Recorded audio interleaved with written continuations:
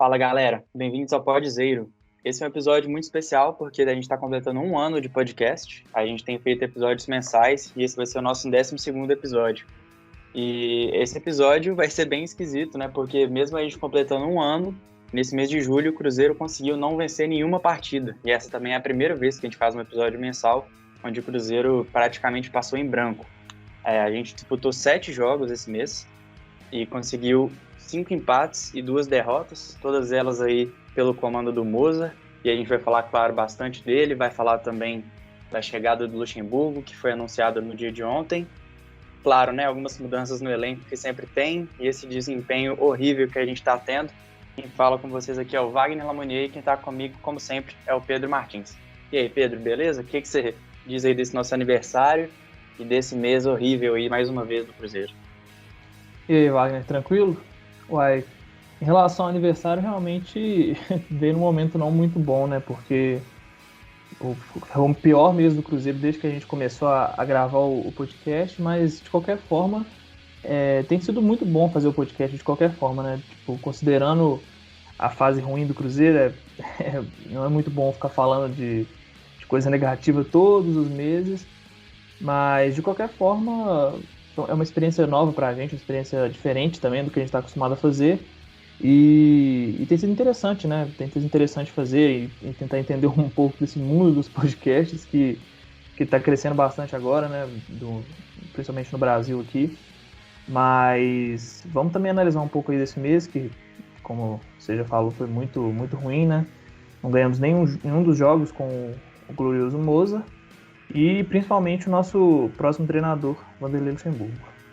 A gente olhando na tabela, né, os jogos que a gente disputaria esse mês, muito se pensou, pô, pode ser que seja um mês aí para o Cruzeiro dar uma arrancada, né? Pode ser que a gente consiga uns bons resultados, a gente vai ter alguns confrontos diretos, mas se a gente conseguir resultados positivos, pode ser que a gente arranque um pouco na tabela, né? Dê uma pensada no acesso, chega mais perto do G4. Eu lembro que todo jogo a gente pensava, pô, a gente tá ali a 4 pontos do G4, não tá tão ruim, a gente tá a 6 pontos do G4, com 2 rodadas já dá para chegar.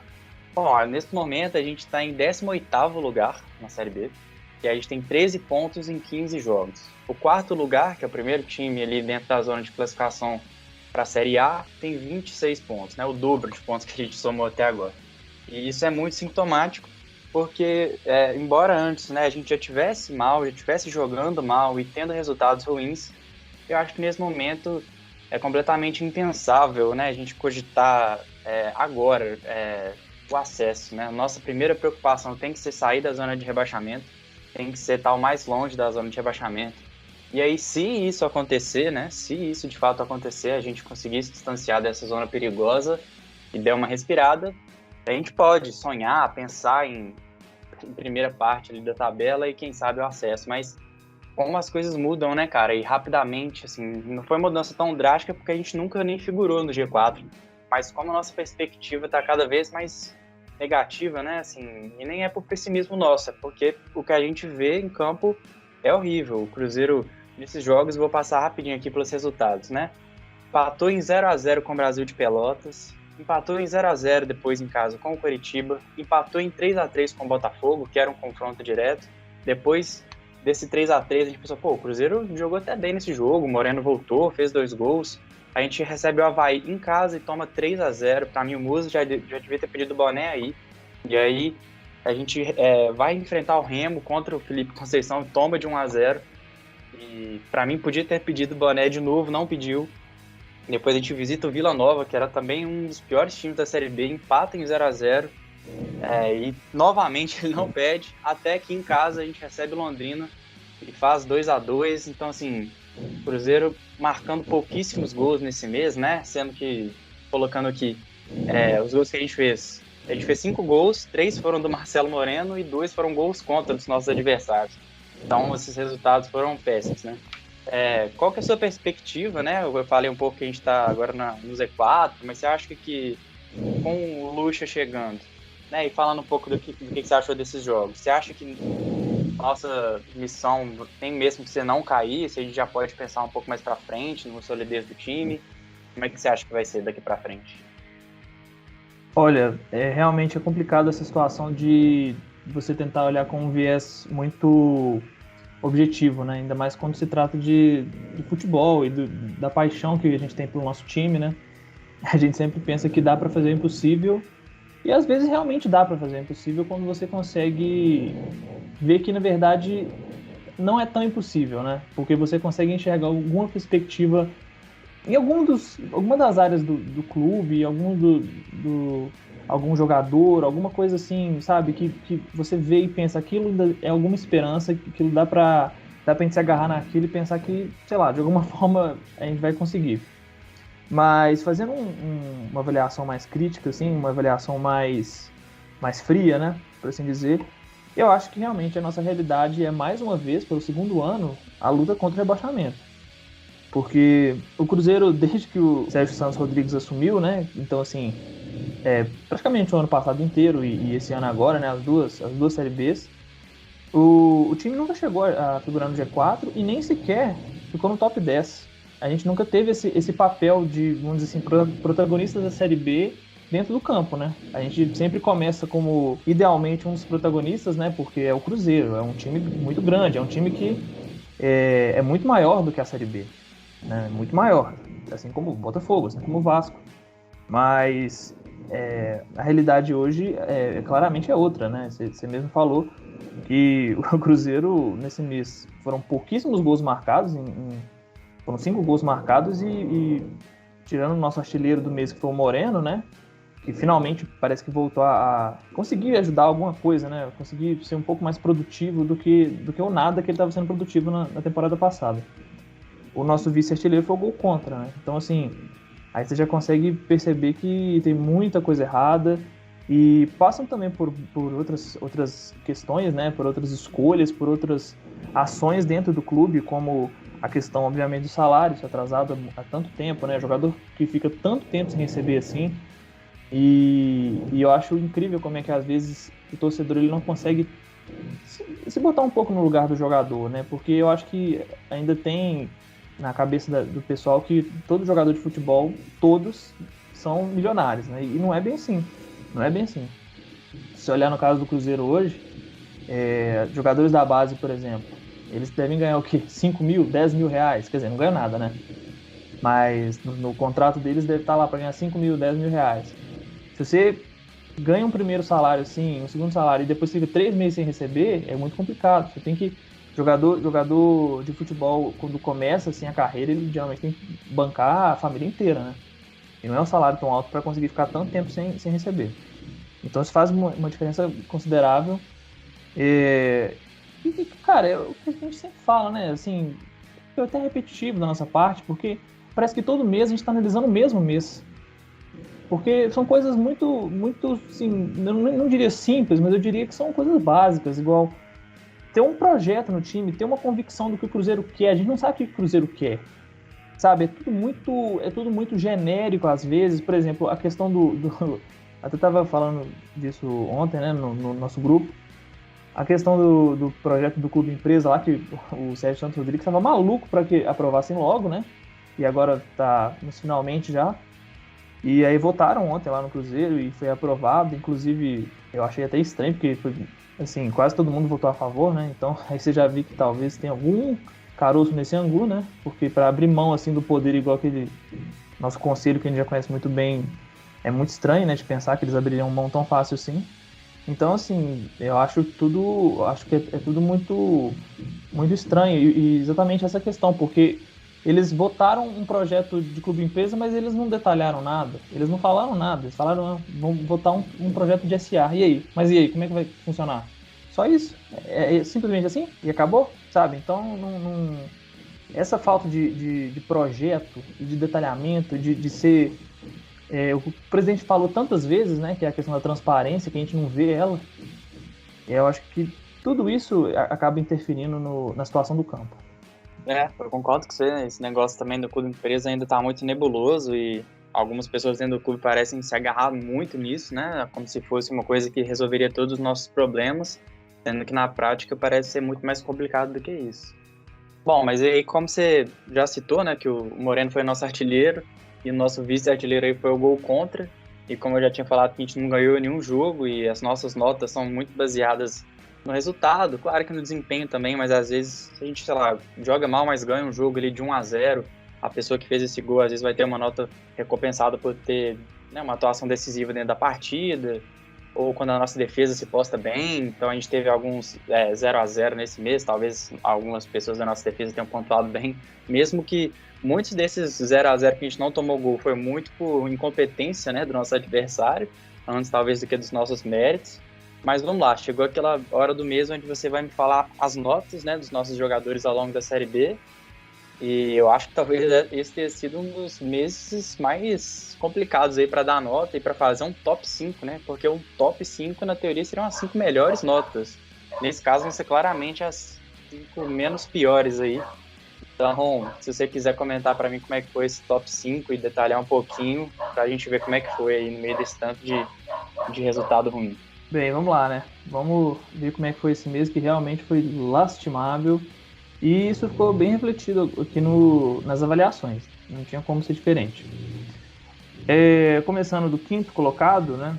Como você disse, como você imaginou, tem alguém da nossa defesa que, por sinal, para mim, não fez um mês bom.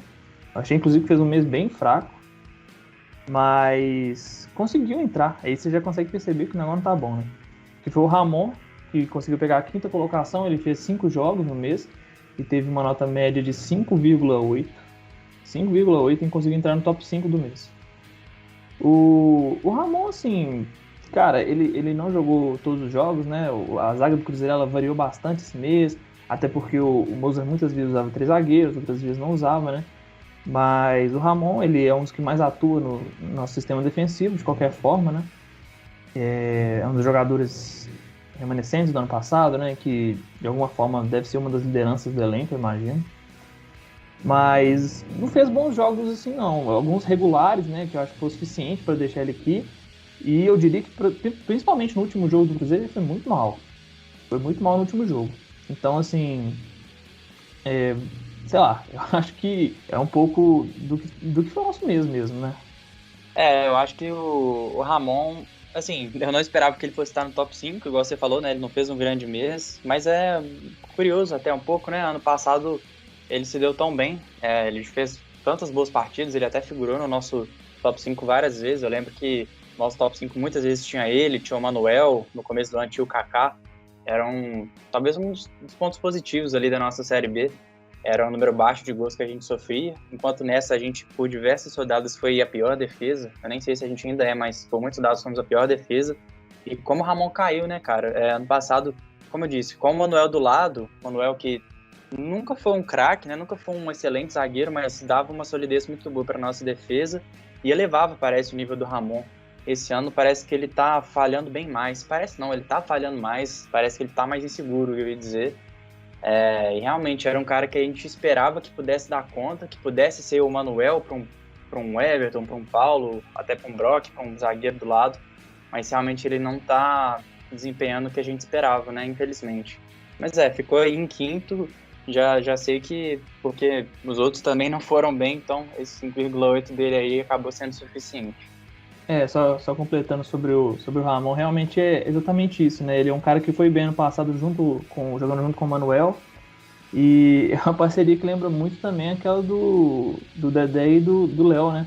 Porque o Dedé ele era um zagueiro de um nível tão alto, apesar de assim, não ser muito bem-vindo na Toca da Raposa, né? E por um motivo bem justo, eu diria. Assim, ele era um cara de nível tão alto em um momento da carreira dele pelo Cruzeiro, que todo mundo que jogava do lado dele parecia ser, assim, muito bom também, né? O Léo, que na minha opinião, inclusive é uma opinião que eu sei que grande parte da torcida do Cruzeiro discorda, mas eu sempre achei o Léo um zagueiro muito mais ou menos, mas junto com o Dedé ele conseguiu desempenhar bem, ele teve temporadas muito boas. O próprio Bruno Rodrigo eu achava um zagueiro muito mais ou menos também, eu achava que era um cara que tinha muita qualidade na bola aérea, mas por baixo eu achava ele bem fraco e principalmente bem lento. Eu acho que é realmente isso, né? Um zagueiro, quando você tem um zagueiro de nível tão alto assim do lado, acaba que ele consegue levar o nível da defesa inteira, né? Se você vê, por exemplo, até no futebol internacional, você vê no Liverpool, a defesa do Liverpool era o ponto fraco do time, e foi só contratar o Van Dijk, que parece que todo mundo ali tornou assim, de um nível altíssimo, né? Mas agora passando para a quarta colocação do mês, que foi do nosso goleiro Fábio. Fábio, o insubstituível. Ele teve 7 jogos e teve uma nota média de 5,9. Mais um aí abaixo da casa dos 6, né? Que é o que eu considero o mínimo aceitável. Mas o Cruzeiro não tem sido o mínimo aceitável, né? Claramente. O Fábio, ele é aquela coisa, né? Goleiro, quando não falha, ele sempre vai conseguir uma nota média ali, que um 6, um 6,5, que vai ser assim, o suficiente para manter uma boa média, né? Às vezes, assim, tá apagado do jogo, até pode tomar um gol, mas se ele não falhou, acaba tirando um 6 do mesmo jeito. E foi mais ou menos por aí. O Fábio, eu acho que ele teve alguns bons momentos, teve também jogos ruins, né? O Fábio, ele tem... não tem apresentado o nível Fábio, né? Que a gente costuma ver, a gente já falou isso várias vezes aqui. Mas, de qualquer forma, ele conseguiu melhorar em relação ao comecinho da Série B. Eu acho que ele apresentou alguma evolução nesse mês, em relação ao mês passado. E é importante, né? É importante que ele consiga recuperar a melhor forma, o melhor nível, até porque é um cara que a gente sabe que não sai do time de forma alguma, mesmo se ele matar uma velhinha na rua. Então é bom que ele esteja no melhor das capacidades dele. Eu concordo, assim, eu acho que o Fábio realmente esse mês ele jogou um pouco melhor do que nos meses anteriores, mas, assim, continua devendo muito, né? Continua, por exemplo, ele fez algumas boas defesas, nos 2 últimos jogos ali ele deu uma salvada em algumas bolas específicas, mas ao mesmo tempo, às vezes chega a impressionar o quanto que... não sei, sempre me acaba ficando um gosto de, assim, às vezes não é que ele falha, não é um frango, não é um gol ridículo, mas é aquela sensação de, assim, pô, parece que toda bola que vai é gol, né? O que é esquisito, né? Porque o Fábio, ele nunca foi um goleiro tão magnífico, né? Vamos dizer assim, ele nunca foi um cara que pegou muitas bolas espetaculares, mas ele sempre foi um cara que conseguia segurar a onda, né? Uma virtude dele nos anos anteriores era a regularidade. E eu acho que esse ano está sendo o oposto, né? Realmente ele deu uma melhorada, mas aí novamente uma nota aí abaixo de 6 no nosso top 5, mas acaba sendo justificável, porque a gente vê que o Cruzeiro não tomou gol em algumas partidas, ele fez algumas defesas importantes sim, mas realmente ele está muito aquém do que se espera, né? Do que ele representa, do que ele ganha para fazer, do que deveria ganhar, no caso, né? Porque por contrato, mas... para mim, ele ainda tá devendo e é isso. Vamos para a próxima posição. Na próxima posição, a gente tem, pegando a medalha de bronze nesse nosso clima olímpico, Lucas Ventura, o glorioso Nonoca, ou Lucas Ventura mesmo, né, como ele prefere ser chamado. Foram 5 jogos esse mês, ele voltou finalmente, né, do mundo dos mortos, não sei o que estava acontecendo. Nenhum técnico no Cruzeiro queria jamais usar o Nonoca, né, nos últimos anos aí todos. E, assim, eu sinceramente, teve um momento que eu cheguei a pensar que o Nonoca realmente, ele era, o Lucas Ventura, melhor dizendo, ele era realmente, não sei, ele não tinha o suficiente para jogar no Cruzeiro, sabe? Porque, pô, aquela coisa, todos os técnicos passam, sabe, e tanto tempo... Porque o Nonoca, ele é um cara que ele já não tem 19 anos, né? Ele já tem 23. Então, assim, ele não é um novato, apesar de ainda ser um jogador novo. Mas aí foi tanto tempo sem ser relacionado, ele não tinha espaço para ninguém, que eu pensei que ele realmente não servia pro Cruzeiro, né? E aí você via jogadores como Jadson Orelha jogando, né? Tendo oportunidade. Outros vários volantes fraquíssimos que passaram pelo Cruzeiro aí nos últimos tempos, né? Mas aí, quando ele teve a oportunidade de jogar, a gente percebeu que, na verdade, não era bem assim, né? Na verdade, a gente percebeu que, realmente, é um pouco inexplicável. É um pouco inexplicável o porquê que ele não teve chance antes. Inclusive, eu fico até pensando se ele tivesse tido chance lá atrás, na época do nosso glorioso Mano Menezes, né? Que odeia jogador jovem. Como ele poderia ter se desenvolvido muito melhor atuando pelo Cruzeiro do que depois de todos esses empréstimos que ele teve ao longo dos anos, né? Jogando campeonatos fraquíssimos, né? Jogando por times de Série C, Série D. E sim, se ele tivesse aqui, sabe? Tivesse tido oportunidade aos poucos, por exemplo, jogar um campeonato mineiro lá quando ele surgiu, mais oportunidades mesmo. O Cruzeiro soubesse fazer uma transição de categoria de base para o profissional com ele. O jogador que ele poderia ser hoje, sabe? Um jogador de um nível alto, assim, já poderia, na verdade, nem estar mais no Cruzeiro, poderia ter sido vendido e o Cruzeiro poderia ter feito algum dinheiro. Não é o normal do nosso clube, né? Então a gente já está, infelizmente, um pouco acostumado.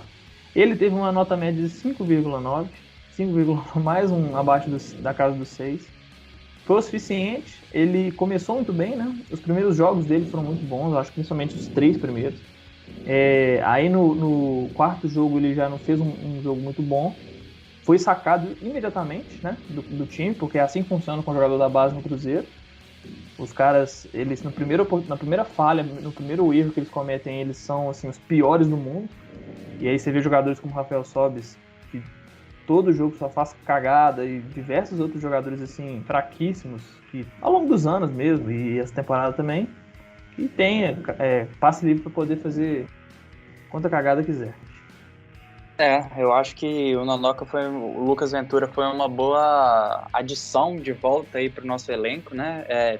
Como você disse, ficou muito tempo sem jogar com a camisa do Cruzeiro, de uma forma inexplicável, como você disse. Confesso que eu também cheguei a pensar,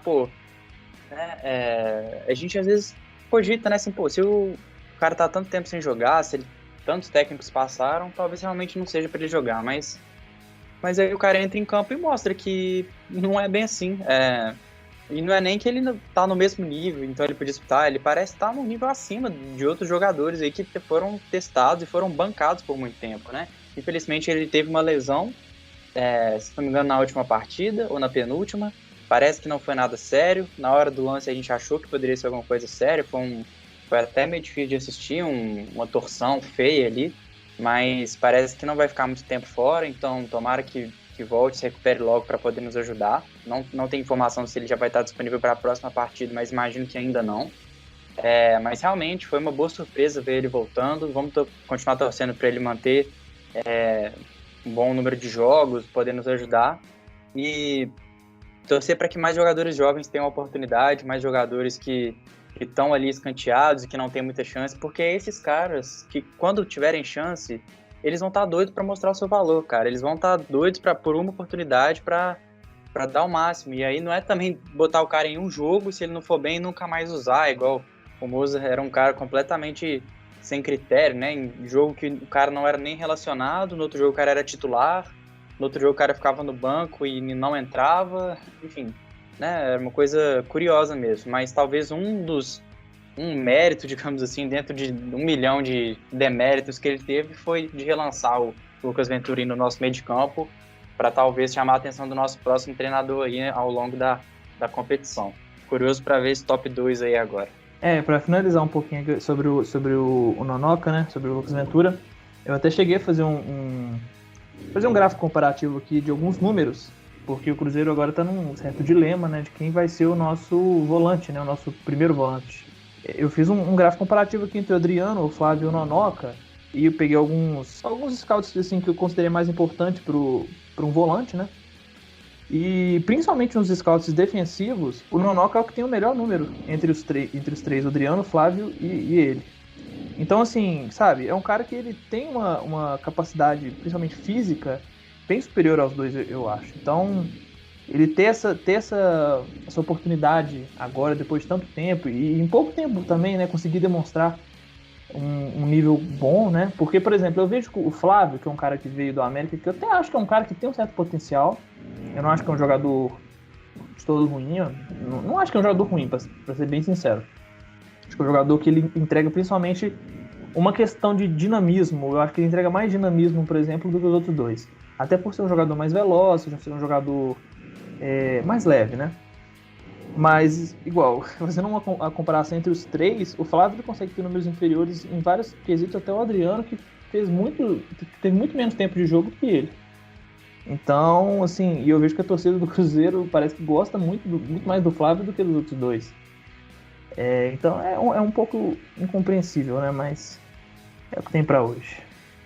Falando agora do segundo lugar, temos o glorioso Marcelo Moreno, né? Que voltou a figurar em algum top de alguma coisa do Cruzeiro, né? Que não seja top da raiva na torcida. Foram 4 jogos esse mês e a média dele foi 6. Então você vê que mesmo sendo o nosso artilheiro do mês, né? Mesmo tendo conseguido um ótimo jogo, que foi aquele jogo contra o Botafogo, ele ainda não conseguiu uma grande média, né? Foi uma média 6. Mas eu consigo ver finalmente no Marcelo Moreno alguém que pode ajudar e que pode ser finalmente a nossa solução, né? A que a gente está buscando tanto tempo a solução para ser o nosso camisa 9. Já passaram tantos por ali e, sabe, ninguém consegue se firmar, ninguém consegue pegar essa camisa e botar e falar: aqui sou eu que jogo, não tem nem disputa, né? E era para ser o Marcelo Moreno desde o começo esse cara, né? Foi um cara que chegou assim, exatamente com o intuito de ser um dos principais jogadores do elenco, um jogador que a torcida gosta muito, muito identificado com o clube, com números excelentes pelo Cruzeiro, né? Sempre que esteve aqui. E assim, é um cara que também não veio tão velho, né? Ele veio pro Cruzeiro ano passado com 32 anos para um centroavante que tá jogando a Série B. Não é tanta coisa. Mas finalmente agora ele tá conseguindo mostrar alguma coisa. Vamos ver se você vai conseguir manter essa regularidade, porque se ele conseguir, com certeza ele vai ser nosso camisa 9 aí, vai ser nosso titular e vai ajudar bastante, né? Vamos ver se ele consegue. O Marcelo Moreno finalmente desencantou aí, né, com a camisa do Cruzeiro. Desencantou sim, tô tentando ter calma também porque foram 3 gols. Mas se a gente pensar que na temporada passada ele basicamente fez isso também, né, durante a temporada toda na Série B, já dá um indício aí que agora talvez ele consiga render mais, talvez nos ajudar mais dentro de campo também. Finalmente ele conseguiu nos ajudar, mostrou uma certa frieza em alguns jogos, né, matando a gente no coração, como no jogo contra o Botafogo.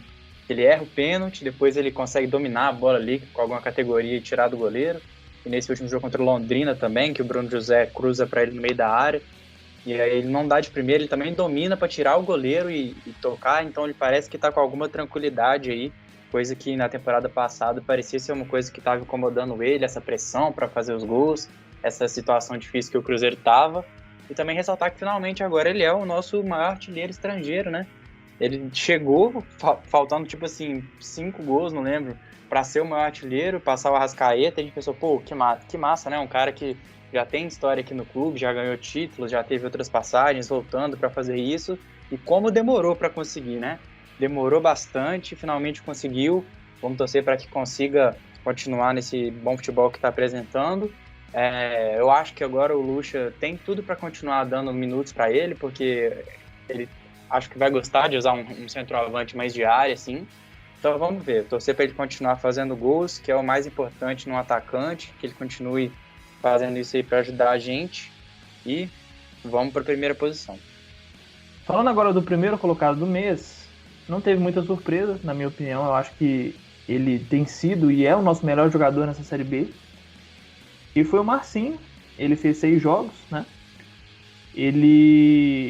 O Marcinho esse mês ele nem conseguiu ter, vamos dizer assim, números tão impressionantes, né? Mas assim, ele é um cara que você percebe que ele, tecnicamente, ele é um cara superior à grande maioria do elenco, se não for assim, superior a todos, né?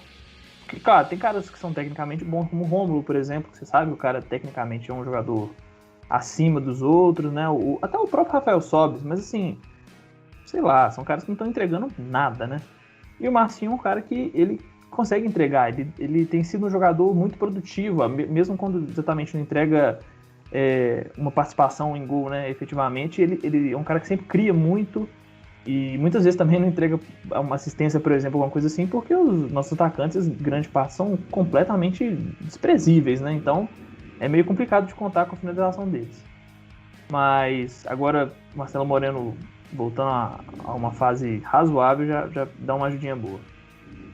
Mas, assim, foi até muito estranho quando, do nada, o Marcinho saiu do time do Cruzeiro, né? Do time titular, porque estava sendo o nosso melhor jogador, eu acho que junto com o Bruno José, né? Que esse mês ainda deu uma oscilada maior, inclusive foi até por isso que ele não esteve aqui no nosso top 5. Eu acho que ele ficou com uma nota média de 5,7, então, assim, 0,1 para ele entrar, né? Mas acabou não conseguindo, mesmo tendo feito o último jogo do mês muito bom. Mas o Marcinho, ele foi o cara que conseguiu apresentar realmente um nível bom em praticamente todos os jogos do mês. Eu acho que teve um jogo só que ele não foi tão bem. E Eu acho que até serviu meio que de desculpa para tirarem ele do time, mas de qualquer forma, eu acho que não dá para falar aquela maldita frase do ano passado, né? Que o Marcinho não pode ser reserva, porque é muito perigoso falar isso. Mas é um cara que realmente está se firmando aí como o cara ali do nosso meio de campo, né? Para ser nosso camisa 10 assim e dar uma segurança ali nessa parte criativa do time. Eu acho que foi bem merecido mesmo. Marcinho tá jogando bem, é o cara mais criativo, né, do time, é o cara que tenta um chute, que tenta uma assistência. Como você disse, muitas vezes a assistência dele não se concretiza porque o nosso atacante erra ou, enfim, a jogada a bola não entrando. Mas ele é um cara que tem tentado muito, isso é de se aplaudir. É estranho, né, porque ele fez uma temporada boa na Série B do ano passado pelo Sampaio Corrêa, foi um dos destaques, o Cruzeiro traz ele. A gente pensa que é um cara que vai chegar e tomar conta do meio de campo, que é um cara, uma boa aposta, né? Aquele tipo de contratação que a gente pede, né? Destaques da Série B, jogadores dentro da realidade financeira. Ele acaba não tendo muitas chances com o Conceição. Ele até tem algumas, mas ele também não se destaca, mas o Conceição também parece que achar que ele não vai se encaixar no esquema tático dele, não procura fazer nada para que ele possa se encaixar também. Então ele acabou sendo escanteado, quase foi negociado, inclusive. Chega o Moza, ele já coloca ele de volta no time, e aí ele mostra porque que ele merecia ter sido voltado para o time, fazendo gol, jogando bem. E aí do nada ele sai, como você disse, né? Então assim, ele ficou fora, mas aí depois voltou, então vamos torcer para que ele continue, porque eu acho que ele é um dos jogadores mais criativos, como eu tinha pontuado. Eu acho que no nosso meio de campo a gente precisa, não é que eu sou um defensor do clássico camisa 10, mas eu acho que a gente precisa de jogadores que possam ajudar na criação, jogadores que tenham um bom passe final, que conseguem chutar de fora da área, que tem uma bola parada interessante, e ele é esse cara. A gente pensou que talvez o Sobis pudesse ser esse cara, mas até então o Sobis na Série B não fez nada. O último gol dele, se não me engano, foi pelo Campeonato Mineiro, né? Então já temos aí, e ele tem jogado como centroavante, já jogou mais recuado, já jogou pelo lado, e nada tá funcionando. Então eu acho que o Marcinho tem sim que ser esse cara. E só para pontuar realmente, né, o Bruno José, que foi o primeiro lugar, se não me engano, no mês passado, primeiro ou segundo, ele oscilou bastante esse mês. Eu acho que talvez muito também pela parte física, ele estava jogando praticamente todos os jogos, e ele é um jogador de muita entrega, ele ataca, ele defende, ele corre muito ali pelo aquele lado direito do campo, ele tomou conta. Mas foi bom que nesse último jogo ele se recuperou, jogou muito bem, partiu para cima, coisa que ele gosta de fazer. Acabou dando assistência ali numa jogada que passou pelo Marcinho, que passou pelo Wellington Nem, e aí a assistência do Bruno José para o Moreno fazer o nosso gol. Então eu acho que vai ser um cara útil aí para nossa sequência de Série B. E aí já vamos fazer o nosso gancho, né? Você deu o seu top 5, a gente falou do nosso elenco, e nosso elenco que agora vai estar nas mãos de ninguém mais, ninguém menos que Vanderlei Luxemburgo, que foi... Claro, a gente era criança, né? Acompanhou pouco em 2003, mas na opinião de muitos, foi o melhor técnico aí da história do Cruzeiro. Com certeza foi o melhor técnico desse século, né? Do Cruzeiro. E depois voltou em 2015 e aí a gente já tinha mais visão, né? De futebol, já estava mais maduro, conseguia entender um pouco mais. E talvez foi um dos piores trabalhos que a gente viu de um técnico no Cruzeiro.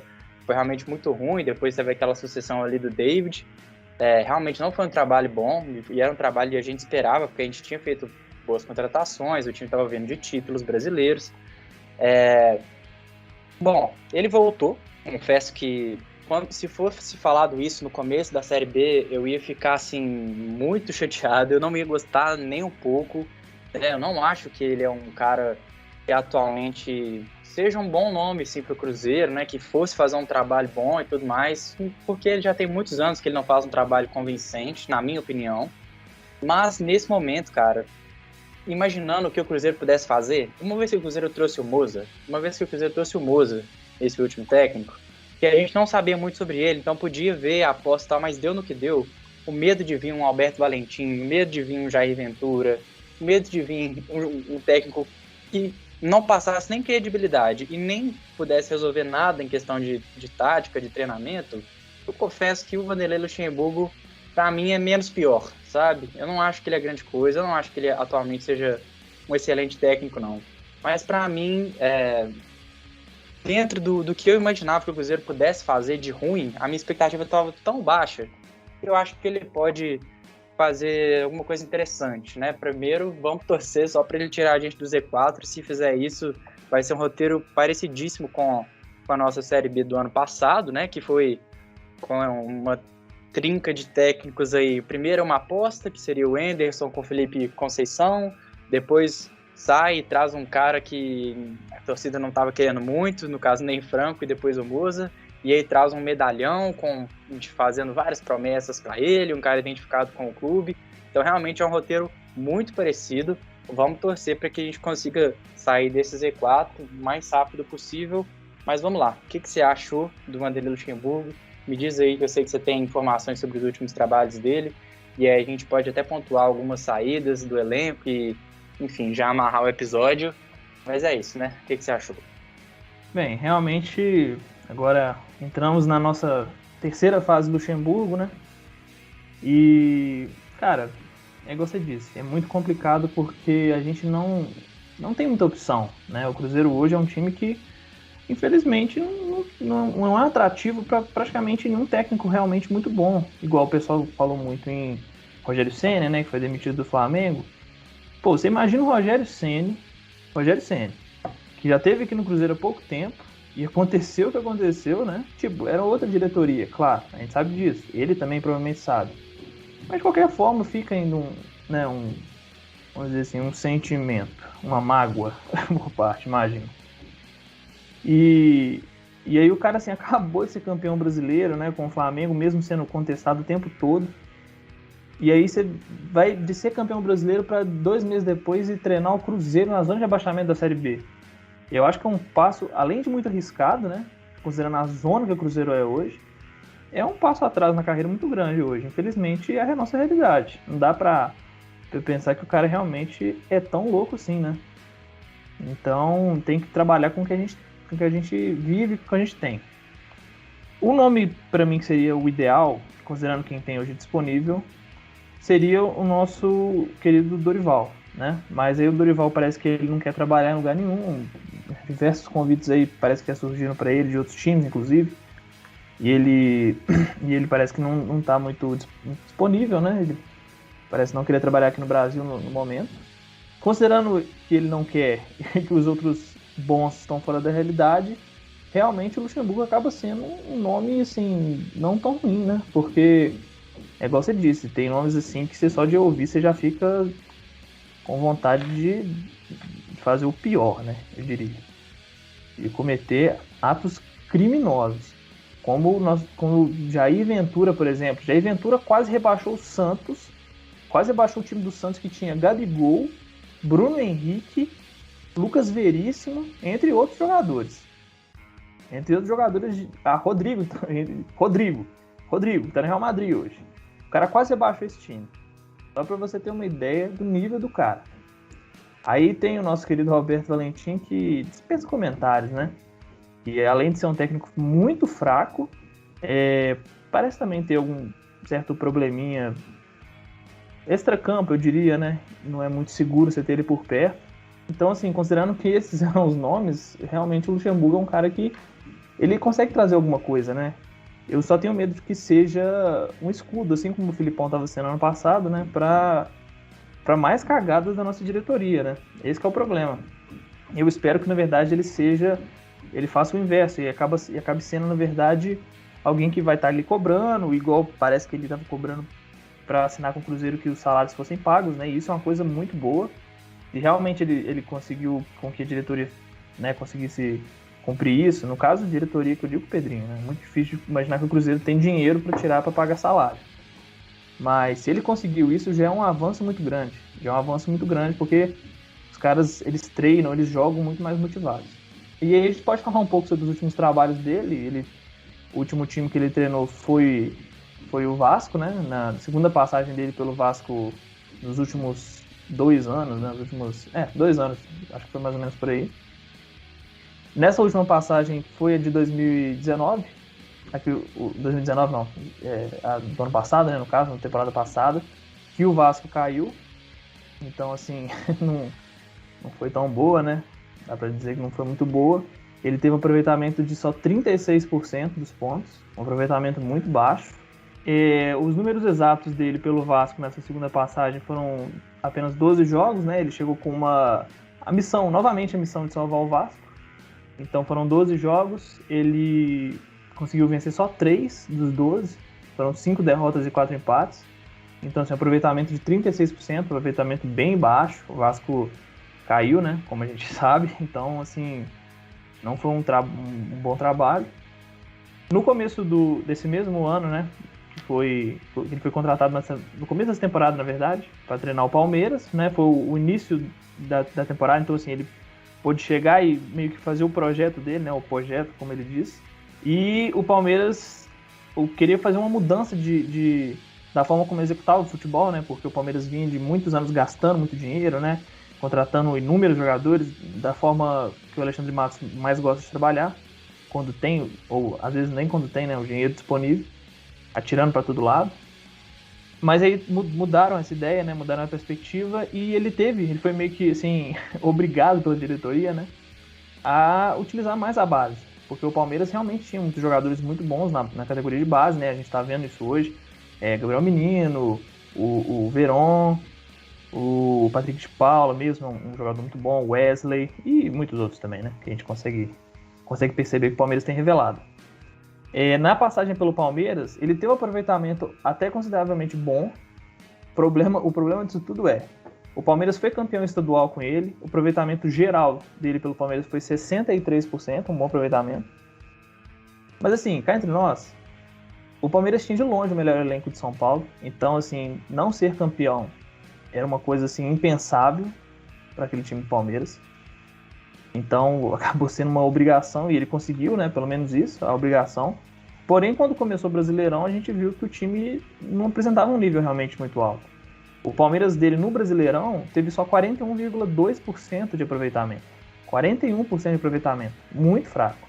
Aí ele acabou sendo demitido e o final da história a gente sabe muito bem, né? O Palmeiras contratou o Portuga e aí ganhou tudo que tinha para ganhar.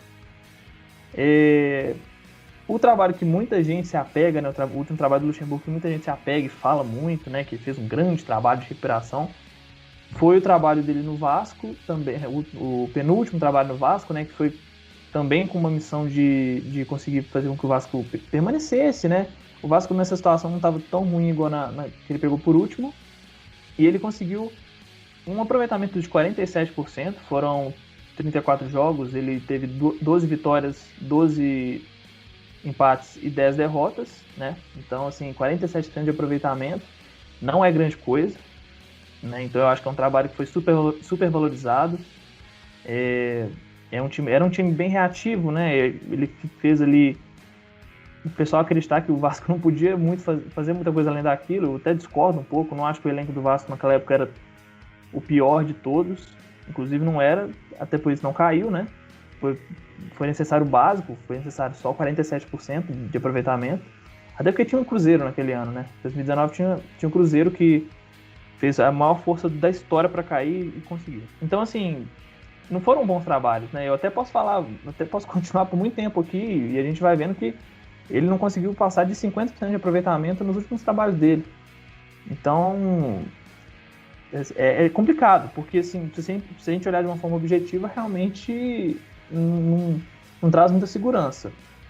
Mas é igual a gente conversou, as opções eram tão ruins e a gente tenta se apegar a qualquer coisa agora, né? A gente tenta se apegar a alguém que já teve um momento muito bom, mesmo sendo há muito tempo atrás, e que pode acabar trazendo alguma coisa de diferente, talvez utilizar algum jogador da base, da oportunidade, né? Não sei se ele realmente adotou isso como uma forma de trabalho, talvez mudar a mentalidade dos jogadores, né? E a questão também dos jogadores agora estarem recebendo, né? A gente não sabe se realmente cumpriram com acordos, né? O Cruzeiro adora não cumprir com acordos, mas se isso aconteceu, acho que já é um ótimo indício, um ótimo começo, e infelizmente só resta pra gente torcer, né? Infelizmente, porque os números não dão segurança, mas é o que tem para agora, é o melhor talvez que a gente consiga, e nos resta torcer. Eu concordo com tudo que você disse, né? Eu acho também que Bom, não é, os números deixam isso claro, né? Eu fico com o pé atrás, porque tem muito aquela história de, o Cruzeiro precisa de um comandante, o Cruzeiro precisa de um cara que aguente a pressão. Não, né? Não é isso que o Cruzeiro precisa. O Cruzeiro precisa de um treinador, o Cruzeiro precisa de um cara que treine jogadas, de um cara que oriente jogadores, né? Que, enfim, um treinador, antes de tudo, ele precisa de jogar bola, né? Não precisa de alguém que aguente a pressão, alguém que seja uma figura, né? Mais um desses dinossauros do futebol. Porque se a gente for pensar no que o Filipão fez, ele conseguiu sim alguns resultados, mas o time do Cruzeiro jogava muito mal. O time do Cruzeiro conseguia resultados muitas vezes na sorte, muitas vezes na bola parada. Aqueles últimos jogos, depois que o Cruzeiro já estava ali a poucos pontos de conseguir se salvar matematicamente, eram duríssimos, eram muito doloridos de assistir, né? Então, assim, vamos torcer para que a situação não seja tão caótica, igual foi com o Filipão, embora, né, a gente tenha aí alguma gratidão por ele ter salvado o Cruzeiro, mas, enfim, eu fico com o pé atrás por conta disso, mas como já diria o ditado, né, para quem tá se afogando, jacaré é tronco.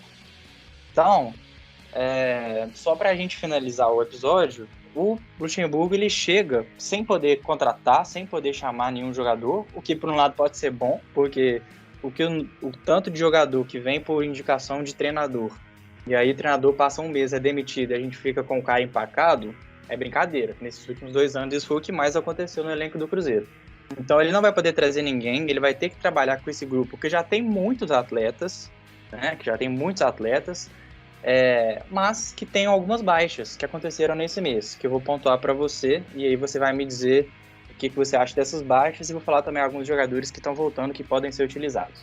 Os jogadores que saíram: o Ayrton foi emprestado para o Ceará, o Jadson, meio de campo, foi para o Juventude, o Bissoli retornou ao Atlético Paranaense, estava em empréstimo aqui e voltou para lá, o Matheus Barbosa foi para o Atlético Goianiense, o Vitor Eudes foi dado de graça, né, com perdão da dívida que a gente tinha com ele, para o Marítimo, o Clebinho, que já não vinha atuando, só para pontuar que ele finalmente já foi acertado a questão contratual, que ainda estava em aberto, ele vai jogar no Guayaquil City. Então a gente tem essas baixas aí no nosso elenco, alguns eu diria que são reforços, mas não vou dizer quais. A gente tem algumas voltas de lesão de jogadores que já não têm sido utilizados há muito tempo, o caso do Giovani, lateral direito, né, da nossa base, que chegou a jogar, se não me engano, só um jogo pelo profissional, vai ficar como opção. Tem o Keké, que chegou machucado, né? Fez a sua cirurgia, já está voltando aos treinamentos, em breve vai poder jogar, já está quase bom para poder jogar. E tem o Zé Eduardo, que mais uma vez ainda está aguardando o resultado, né, dos seus exames, parece que o edema dele já está curado, mas que ele ainda tem que passar por alguns exames.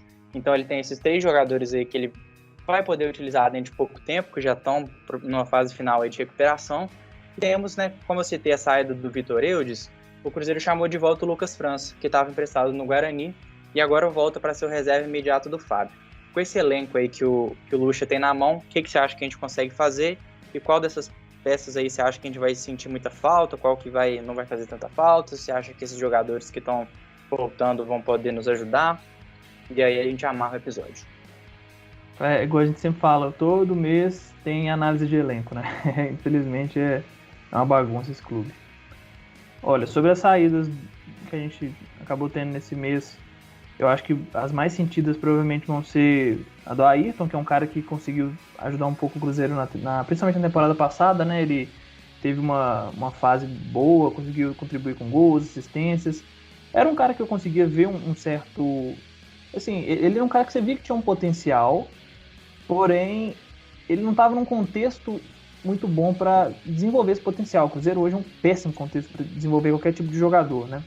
Ele é um cara que tem muita velocidade, muita explosão, ele tem personalidade, isso tem que ser dito, é um jogador que tem personalidade, não tem medo de ir para cima. O problema dele é que ele tem uma tomada de decisão muito ruim, a finalização dele também não é muito boa, e a tomada de decisão é lastimável. Muitas vezes ele assim, na hora que tinha que tocar, ele chutava, ou tentava driblar, ou sair com a bola para linha de fundo, fazia tudo menos tocar, né? E isso já fez a gente passar muita raiva. Mas eu acho que era um jogador que ele podia contribuir ainda pro nosso elenco. Então, assim, talvez seja uma dessas perdas que vai ser mais sentido. O Jadson, eu acho que é um cara que Eu falo por praticamente toda a torcida do Cruzeiro quando eu digo que todo mundo queria ver ele bem longe o mais rápido possível, né? Então, eu diria que não vamos sentir falta do Jadson Orelha. O Bissoli voltou para o Atlético Paranaense, né? O Bissoli é um cara que, assim, chegou, ele, no começo, ele apresentou um nível que a gente até pensou que poderia ser realmente um cara importante, né? Ele precisa ser um jogador que... Ele tinha características parecidas com a do Sobis para atuar como um centroavante, um atacante de mais mobilidade, um atacante mais associativo, né? Um cara que ele é meio que, vamos dizer assim, um meia jogando de centroavante, né? Meio mais ou menos o que o Firmino faz. Obviamente eu não estou comparando o nível do Firmino com o nível do Bissoli, obviamente eu não sou tão maluco assim, mas eu diria que características parecidas, né? Cada um no seu contexto. Mas depois disso também é um cara que jogou pouco, teve pouca oportunidade, e quando entrava também não fazia muita coisa. Então não dá pra falar que a gente vai sentir falta, né? E também não era um jogador nosso, não dá, a gente não ia ganhar nada se a gente conseguisse uma futura negociação, então não ia mudar muito. O Matheus Barbosa, que eu acho que é o caso de mais dúvida se a gente vai sentir falta ou se a gente agradece de ter se livrado finalmente dele, né? Mas eu acho que, sinceramente, a gente vai... Eu acho que é um cara que a gente vai olhar, daqui a um tempo a gente vai olhar pra trás e falar assim, era um jogador muito mais ou menos, sabe? Porque ele é um cara que conseguia fazer alguns gols, mas é estranho falar isso, porque o gol é a coisa mais importante do jogo, mas ele não fazia nada além dos gols, sabe? Ele não fazia nada além dos gols. E o time precisar que um volante vá lá e faça gol, fala mais sobre o time do que sobre o próprio jogador. Não é que o Matheus Barbosa é um grande craque que chuta muito bem, ou que tem um posicionamento de gênio, né? O cara posiciona melhor que o Lewandowski. Não é isso.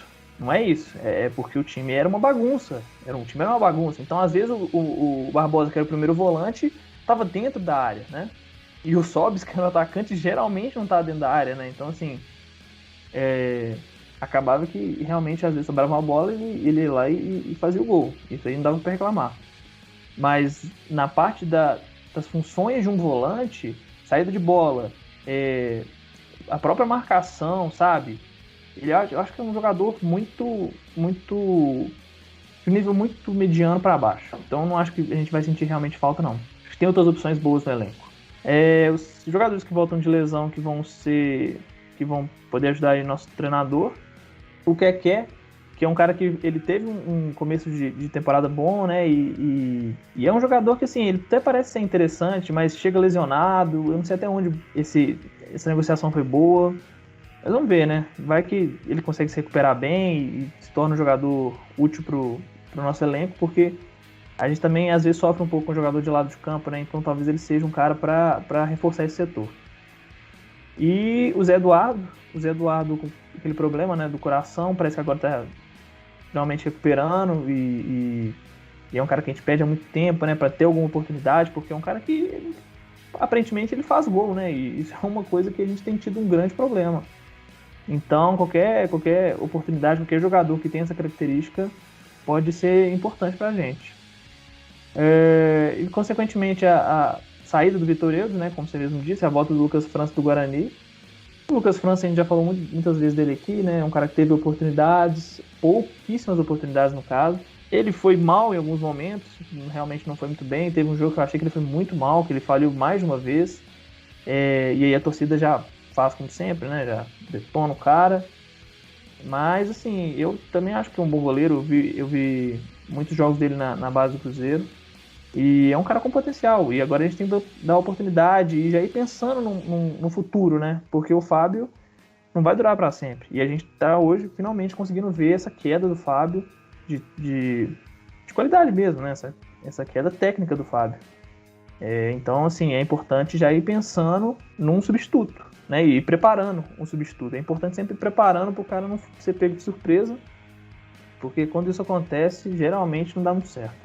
É isso aí, então o episódio vai ficando por aqui. Eu agradeço você que ouviu até o final.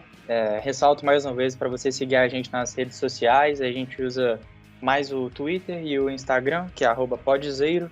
Estamos também no YouTube, no Spotify. Para achar em todas as plataformas que a gente está, é no anchor.fm/podzeiro. E é isso. Muito obrigado e até a próxima.